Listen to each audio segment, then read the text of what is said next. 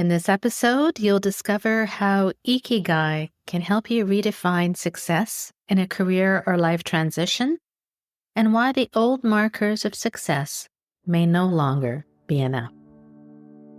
Welcome to the Midlife Reinvention Podcast, a podcast helping women in career and life transitions achieve clarity on their next steps so they can transform uncertainty into an energizing next chapter. I'm your host, Kavita Ahuja, and the founder of It's My Time Now Coaching. If you're wondering what's next in your career or life, you are in the right place. Through solo and guest episodes, you'll gain practical tips, tools, and inspiration to help you uncover blocks, gain confidence, and be, do, and have what you want. I rediscovered myself after the age of 50, and I know you can too. It's my time now to help you do just that.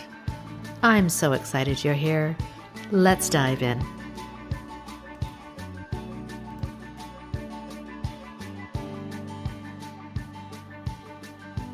Today we're talking about something that I think so many women in transitions feel, but don't always have the language for. And that is, what happens when the version of success you've been chasing no longer feels like enough? In this episode, I'm going to talk about why that happens, how Ikigai can help you reorient yourself in a much more meaningful way, and why redefining success from the inside out may be one of the most important things you can do in a transition. So sit back, relax, and enjoy the episode. Hello and welcome back to the Midlife Reinvention Podcast. Today I want to talk about success, but probably not in the way you usually hear people talk about it. I was thinking recently about a conversation I had with my son, who was remembering a couple of President's Council awards that I won several years ago when I was in the corporate world. He was quite young at the time, so the fact that he remembered it really, really struck me. And of course, I was proud. I did remember that moment or those moments of recognition. And I remember the recognition, I remember the celebration and the trips that came with it. And that feeling of having hit a certain bar that told me I had achieved something important. That mattered to me then, and I'm not going to pretend it didn't. But as I sat with that memory, what came back to me wasn't just the pride. What also came back was how much of that environment was built around comparison. There were people who were genuinely happy for me, of course. And then there were others who were quietly measuring themselves against my success. And if I'm honest, I think most of us have done that at one time or another. We look at someone else's achievements, their titles, their recognition, their house, their income, their visibility, and we make it mean something about us. We decide that because they have something and we don't, we must somehow be behind. And I think that this becomes especially painful in a transition because when you're in a career or life transition, the usual markers of success can start to lose their grip. Sometimes they don't satisfy you the way they used to. Sometimes you achieve some of them and still find yourself asking, is this really it? Is this what I worked so hard for? Why does this not feel the way I thought it would feel?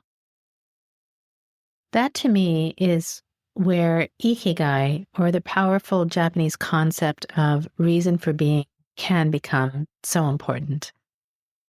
Not because it gives you some perfect formula for life, and not because it suddenly hands you a neat answer, but because it can help you find success from the inside out. It shifts the question away from what looks impressive, what looks secure, and what looks successful to other people, and instead asks, what actually feels meaningful to me now? What fits who I am now? And what uses my strengths in a way that feels honest And what kind of contribution matters to me at this stage of my life? That is a very different conversation. And if you are in a transition, I think it is one of the most important conversations you can have because so many people have built a life around success that was defined for them from the outside. You follow the path, you achieve the thing, you collect the milestones, and for a while it all makes sense. Then something shifts, and suddenly the old scoreboard stops working. You may still be achieving, and you may still be doing all the right things, and you may still be functioning beautifully on the outside, but inside it starts to feel different. The work may still look good on paper, but your energy tells you another story. You may notice that you're still striving and producing and checking the boxes, but not actually feeling the fulfillment you thought would come with it. Or maybe you realize that what used to motivate you just doesn't anymore. And that can be incredibly disorienting because when the things you used to measure yourself by stop feeling meaningful, it can leave you wondering how you're supposed to orient yourself now. And this is one of the reasons I think transitions can feel so unsettling. It's not only that you don't know what you want next, it's that the old way of defining success no longer feels enough. And if that's the only way you've ever known how to measure your life, it makes sense that you could feel lost for a while. But this is what Ikigai offers. It gives you another way of orienting yourself. It asks you to look at the intersection of your strengths, what brings you alive, what feels meaningful, and how you want to contribute. And what I love about that is that it takes you out of random chasing and brings you back to something much more grounded and personal. Because if your career no longer fits, the answer is not just to run towards the next shiny thing or pick the next role that looks good on LinkedIn. The deeper question is whether what you're moving towards actually fits who you are now. And that matters because transitions strip away a lot. They strip away certainty and identity, titles and roles and routines, and all the little ways you used to know who you were.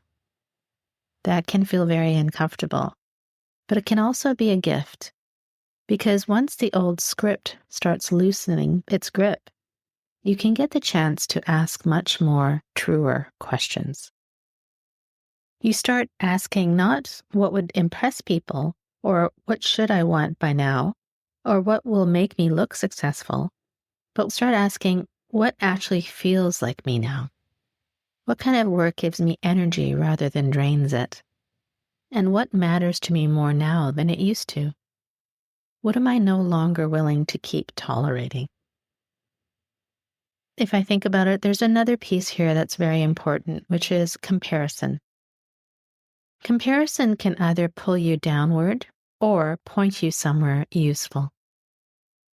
There's a kind of comparison that makes you feel smaller. You look at someone else and immediately turn on yourself. They seem further ahead, they seem clearer and more successful, more accomplished, and all it does is leave you feeling worse. That kind of comparison tends to pull you into a very catabolic or negative place, where you tighten up, you judge yourself, you feel behind, and you feel as though you should be further along than you are. But there is another kind of comparison that feels very different. That's when you see someone and instead of shrinking, something opens up inside of you. You feel admiration, curiosity, maybe even possibility. You think, wow, that's interesting. There's something about that that speaks to me.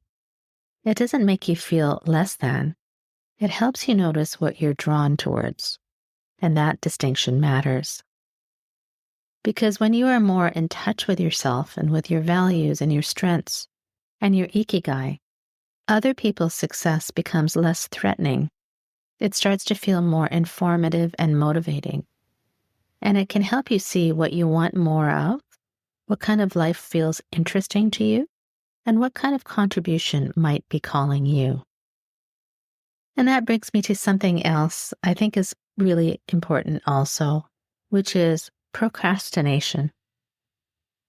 A lot of people treat procrastination like laziness or a lack of discipline, but sometimes procrastination is useful information. Sometimes it's not telling you that you're incapable. Sometimes it's telling you that the thing in front of you is not aligned, or that something deeper needs attention before you can move forward cleanly. Now, that doesn't mean you never do hard things, and it doesn't mean every task in life has to be so exciting.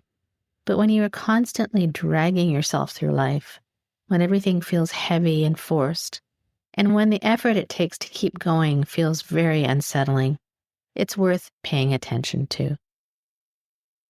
Because alignment feels different. It doesn't mean that there's no fear. It doesn't mean that there's no challenge. It does mean, however, that underneath the challenge, there is a sense of rightness, a sense that your energy is available in a different way, and that who you are and what you're doing are no longer pulling in opposite directions. This is where I think the energy lens becomes so important.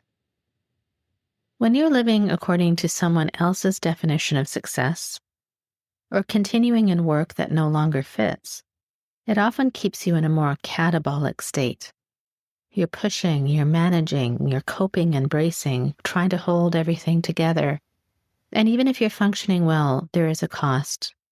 Your body feels it, your mood feels it, your relationships feel it, and your inner life feels it.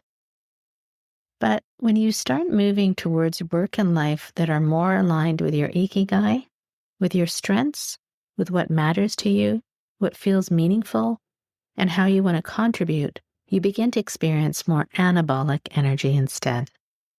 This is where more openness, more steadiness, there's more sense of possibility, and more sense that your life is moving with you instead of against you.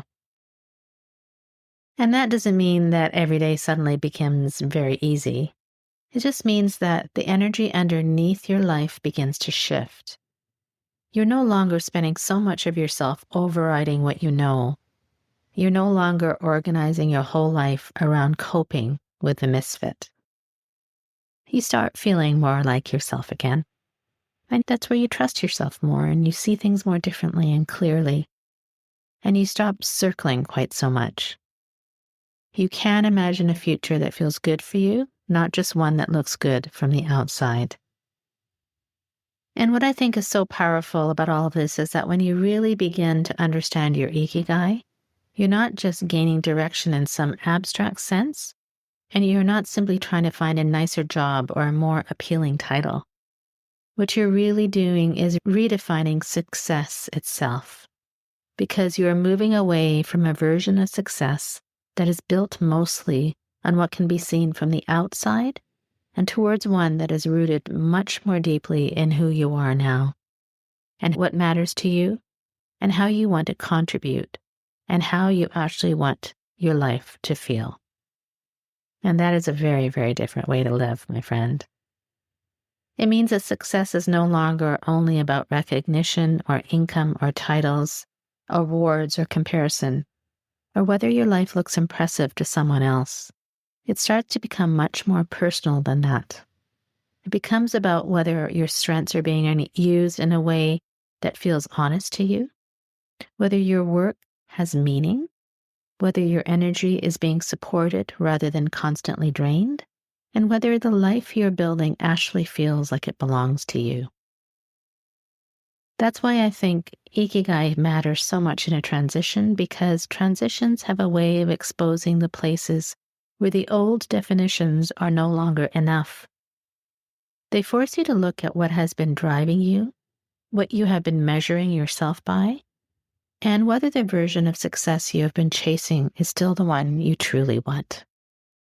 And when that starts to change, the picture on the other side becomes much clearer.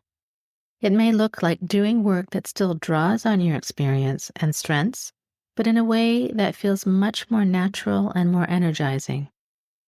It may look like having more space in your life, more steadiness in your energy, and more connection to yourself at the end of the day. And it may look like no longer feeling pulled apart between what looks good on paper and what feels true in your body. It may also look like making decisions from a deeper sense of alignment instead of from pressure or comparison or fear. And that is a beautiful kind of success. And I think it is one that many women are craving, even if they would not necessarily have used that language before.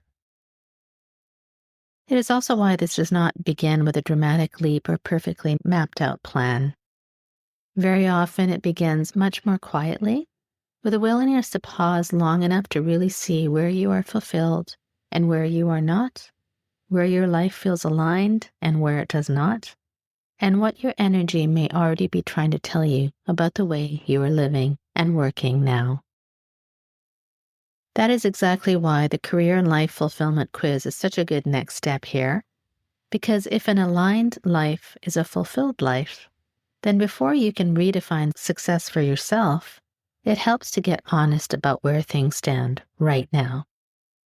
It helps you to see in a more concrete way which parts of your life are supporting you, which parts are draining you, and where you may be already feeling that gap between the life that looks successful and the life that actually feels fulfilling. So if you're in a transition and you know the old markers are no longer enough, and if you're ready to begin defining success in a way that feels more aligned with who you are now, I would love you to start with the Career and Life Fulfillment Quiz. You'll find the link in the show notes, and it can be a very helpful first step in understanding what your next chapter may really be asking of you. And if there's one thing I hope you take from this episode, it's this. Success that is defined only from the outside will eventually stop being enough. But when success begins to reflect your strengths, your values, your energy, and your sense of meaning, it becomes something much deeper. That is where Ikigai starts to matter, and that is where alignment begins. And very often, that is where fulfillment begins too.